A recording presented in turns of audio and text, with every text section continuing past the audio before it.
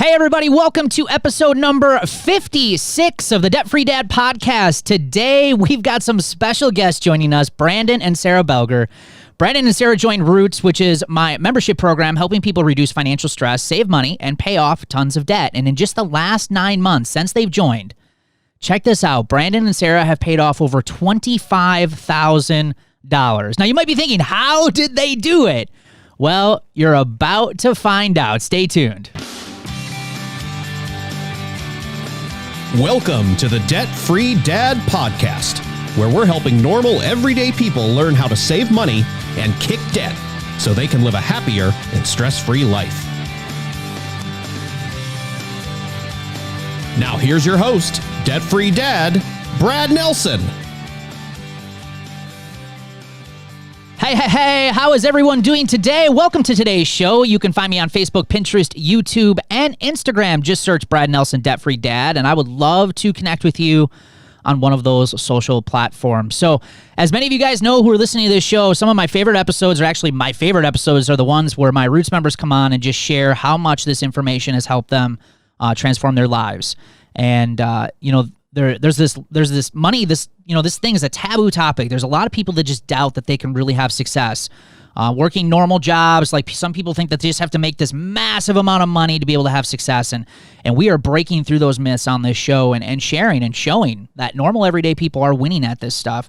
And you just have to start practicing some of the stuff that we're sharing here, and your financial life will improve. And Brandon and Sara's life is going to be no different. I'm super excited to hear their story today and their journey over the last 9 months. So I'd like to welcome them to the show. And Brandon is an engineering technician in a lighting company and is also a volunteer on a local fire department. His wife, Sara, works in after sales at a manufacturing company and is also a direct sales consultant. They have 2 kids, Olivia and Parker, and they love to hunt, fish, and go for walks, and they are from the great state of Wisconsin, just a little north of where I'm from. And one of their big financial goals they are working on right now, besides getting out of debt, is getting themselves set up to purchase their first home. Fun fact about Brandon and Sara is that they met at a fast food chain, and Brandon was Sara's boss. How cool is that? Guys, welcome to the show today. I can see Sara's laughing about that little fun fact. I didn't think you was actually going to put it in there. Hey, it's a fun fact, right? I put it in. That is super awesome. So welcome, guys, to the show. So as we kick off this conversation, can you two share a little bit, maybe how you guys started working with money, in your early adult life? How did you learn about money growing up, and how did that affect how you handled your money as you got to be an adult and start doing this stuff on your own, do you think? I never really learned a lot about money. It was pretty much, there's money in your pocket, it's time to spend it. The saying of it's burning a hole in your pocket was literally happening. It would sit in my pocket, and if it was there, it had to go. And even as an adult, it turned into almost like anxiety, where if I had money, I'm like, it needs to go somewhere. I need to see this go somewhere. So I would buy things that I didn't need, end up going into debt for with a car, or other things that would depreciate in value, and think, oh, this is such a great thing. And then look back at it 2 months later going, what did I get myself into? For me, it was a little bit different. My mom was the main income person in our whole household. So watching her struggle, watching our family struggle growing up, it was more, there's got to be something better out there for financial stuff. So, I got myself into some credit card debt as a young adult, but since then I've been, even before your stuff, I've been kind of watching what I spend, so. Yeah, okay, so you kind of saw this as an example of, I want to be better at this. And you tried hard at doing that. Okay. Those are great. I love those. So we got 2 different people on this show right now that have kind of a different experience with money before they got together, right? And then we wonder why, money and personal finance can be a challenging topic in a relationship. I think you guys just demonstrated that. So you 2 get married, right? And let's talk a little bit about some of the things that maybe you were doing pretty good with money, and some of the stuff that was yeah, we probably need to work a little bit on this. What were you guys struggling with, and how was money working early on in your relationship as you guys started your lives together? obviously paying bills was the main thing. And, well, I think for both of us, saving was the biggest struggle. It was more paycheck to paycheck, and it was one where we actually ended up coming to the agreement after a while being that most of our savings goes into his account, because with me, I still have that little bit of anxiety where if I see it, I'm like, oh yeah, I can spend it. So I ended up kind of having that money conversation of, well, we know my habits, and that's where we need to kind of, if we want to save, out of sight, out of mind. So as you guys know, you guys had heard me speak a while back ago at a conference. Is that the first time you've heard anything about like what we do here at Debt Free Dad and helping people with finances? For me, yes. Okay. So Brandon, what was your first thought after that talk? Like, what did you think? And what did the two of you kind of talk about after you kind of heard this information? Well, first, I'll admit, she dragged me to that conference. It was about pure romance, and I was in a direct sales thing when I was younger, so I was more skeptical. So, and then once they talked about the business and then you came on, it was like, okay, the financial stuff caught my attention. So then I just started following your page and stuff after that. Awesome. And so what was the conversation like between the two of you after that? Like, did that help the conversation? Did it, like, was it like, man, that Brad guy, he's kind of crazy with some of his ideas? Like, what was that conversation like after that conference was over, do you think, for the two of you? I think it actually more so kick-started it into a deeper dive, because we were kind of going off of, we know something needs to change. We just don't know where to start. Is it our habits? Is it this? And after hearing you speak at the Partners in Business, all of a sudden it was, oh, there's help out there. We can actually get advice and help from someone else and learn how to do this and not sit here and struggle by ourselves. And it kind of kickstart that conversation into, where do we start? How do we start? And what needs to change? Yeah, I love that. Now, initially, though, after you guys heard that talk, and Brandon, I know you kind of mentioned this a few times in our Roots group after you've joined that you guys did do this on your own, and you guys made some pretty good progress by yourselves once you started working on this. And in fact, Brandon, I think you guys said that in a year after that kind of talk, you guys had paid off well over about $7,000 on your own. Somewhere around there, yeah. Yeah. But then you guys made the decision, and what was behind the decision of joining Roots, do you think? What caused you a year later to say, you know what, maybe this is the thing that we need to do, to start really kind of getting this in the direction that we want it to go? The biggest thing, at least for me, was when COVID hit. Because you didn't know what to expect. You didn't know what was going to happen. And then when we got the first stimulus thing, it's like, well, like I said in the other podcast, or the other thing, what do we have to lose? Yeah. Yeah, absolutely. So you guys join, and between the two of you, because obviously when you go through this as a couple, which I think is amazing that you guys worked at this together, you kind of hear things differently. You want to try things differently, or, different conversations come up. So early on in Roots, like, and this is just 9 months ago when you guys started, like, what were some of the bigger things that you feel that you started to work on that really started to get you the results that you wanted to see? I mean, in the first 90 days alone, I mean, you guys paid well over, I think, $10,000. I think it was over $15,000 off, if I'm not mistaken, in just the first 90 days. So what things did you guys do to get that type of progress that early?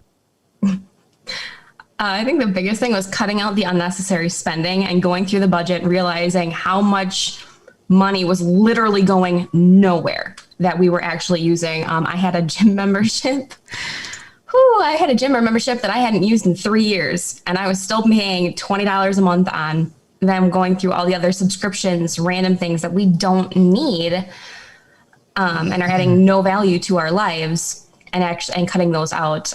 Going through those expenses is eye-opening. We see that all the time. In fact, it's one of the first kind of to-dos that we give most people. So if you're listening to this episode right now, these guys just dropped kind of a golden nugget on you. Like, if you, after this episode, go print out your bank statements, go print out your credit card statements, and I guarantee you are going to be finding money at your feet to help you build your first emergency fund, pay down debt, and we see it time and time again. That's awesome. So, can you guys share real quick in just the last 9 months how much you guys have been able to save and how much debt you've been able to pay off in total since kind of getting started in this journey in Roots? We paid off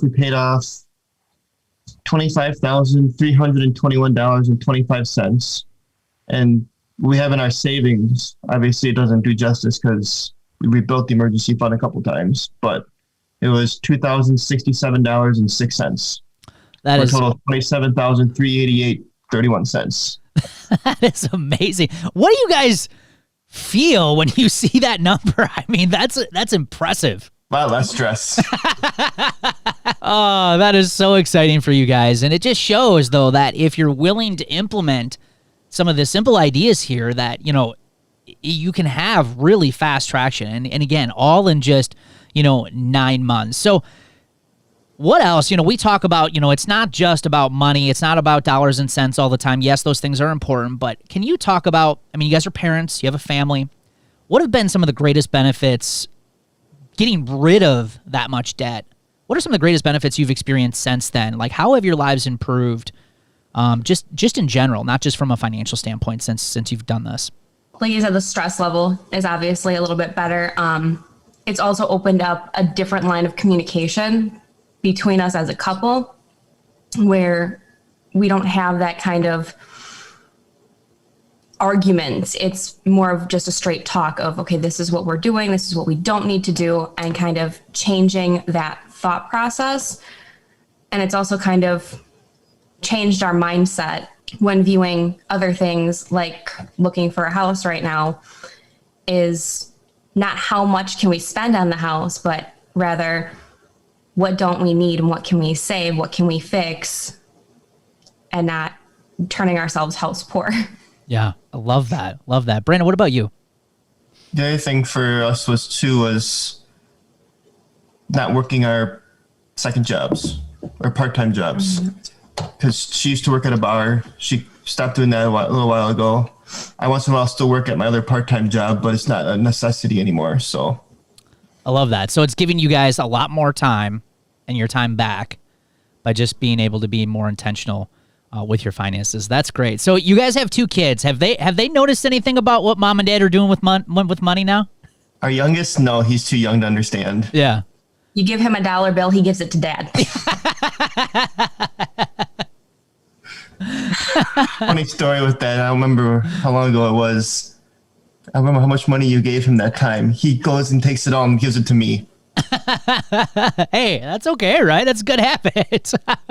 So your kids are a little too young to probably maybe catch on to some of this stuff. But I mean, think about as they get older. I mean, now the way that you guys have taken control of this and you know, more is learned by just watching and mimicking, and you guys are their best examples when it comes to some of this stuff. So I mean, that's got to feel pretty good as parents to be knowing that we've got control over this and we're going to be able to give our kids some really good financial habits. Now they're going to make mistakes, of course, just like we all did, but I mean, to be able to have that example as you become an adult, I mean, I think it's just going to be life-changing for them. Would you guys agree?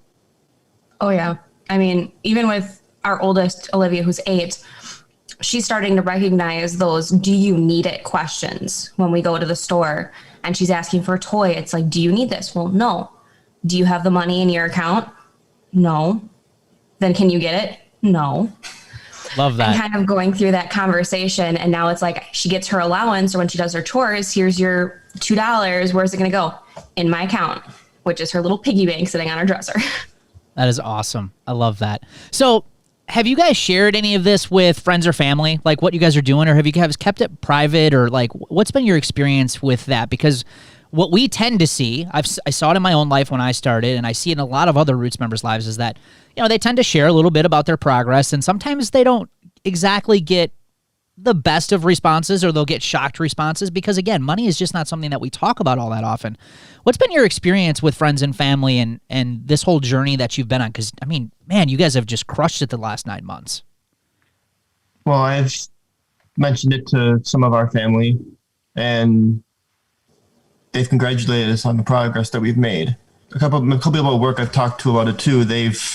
Were shocked by the numbers. So, yeah, that's awesome. Awesome. How about you, Sarah? Any experience? Because I mean, you run your own business and you're talking with a lot of people. And any conversations come up that surprised you most about this? Not really. I mean, I tell people about it all the time, especially when I'm going and doing my parties. And I tell them, like, no, that we have a financial coach who helps us with debt and recognizing our spending habits, but this is what is the result. And a lot of them are more interested in finding out more. If it's paid, then they're like, okay, well, let's go through some other things. They have questions. I think we even got my mom on board. That's awesome. I love that. So, I mean, just going through and having those conversations with people, it also helps them open that line of conversation with themselves and their spouse, if they have one, to recognize that, hey, being in debt this bad is not normal, nor should it be. Yeah, I love that. And I think it goes to show that just, if you change your habits, it's just like a ripple effect around the people that you know too. Like you just said, I mean, you're getting mom on board, right? Maybe slow, maybe, but hey, it's progress, right? We see that stuff time and time again. That is so great. Thanks for sharing that. Last question for you guys before we let you go is there's people out there. They're struggling with a lot of the same things that you guys were struggling with. Living paycheck to paycheck, stressed about money. You've been in their shoes. Like, what would you say to them, knowing what you've been able to do now over the last 9 months? Like, what would be your best advice to them to help them improve their situation? Because you can totally relate to that life and what you guys used to do with your money. I would say go through the first step. Look at your spending habits and identify the things that you don't need. Is it bringing value to your life? And have you used it in the last 3 months? If not, start there. Well, guys, thanks for being on the show here today and just sharing a little bit about your experience over the last 9 months. I mean, I think what you guys have shown is just by making some small adjustments and being consistent, being willing to open your mind up to some new ideas, man, you can just make tremendous progress. And over the last 9 months, as you said, Sara, with your house hunting, is that you can change your mindset so much in just a short period of time. And it's not always about dealing with past mistakes and past debt choices. It's about, hey, we're now daily making better choices for our future, which is reducing the stress that we're going to have to face moving forward, right? Which is huge, and you can't put a price tag on that. So, guys, thanks for being on the show. I appreciate your time. No problem. Thanks. Thank you. Hey, if you love planners, this is for you. But do you know why planners frustrate me? Because they only really get it half right. Now, sure, they're really good and fancy about helping you manage your time, which is really important, obviously. That's what a planner's for. But where they get it wrong is money, the second most valuable resource in our lives. Most planners don't include any financial planning. Things like, keeping track of paydays, bills, due dates, spending, yearly expenses, budgets, cash flow planning, debt elimination plans, and goal planning, right? None of that stuff. That's a real pain. And then what? Then you got to create your own in some silly binder, right? And who has time for all of that stuff? So instead, what happens? Nothing, right? A lot of people tend to ignore their finances even more, and things only get worse. Well, that all ends today because I am so excited to announce and release my brand new, totally awesome Debt Freedom Planner. This thing's awesome, by the way. Now, before you say, Brad, I've already got a planner. This is not an ordinary day planner. This is the Debt Freedom Planner, which is a companion tool that works with your day planner, and it's built to help you manage your money, pay off more debt, and melt away financial stress. And I believe this is the tool that a lot of people who want to take control of their finances have been waiting for. So head on over to therealdebtfreedad.com, click on the Debt Freedom Planner in the menu to get access to your planner today. Hey, what's this I see? I thought this was a party! Let's dance!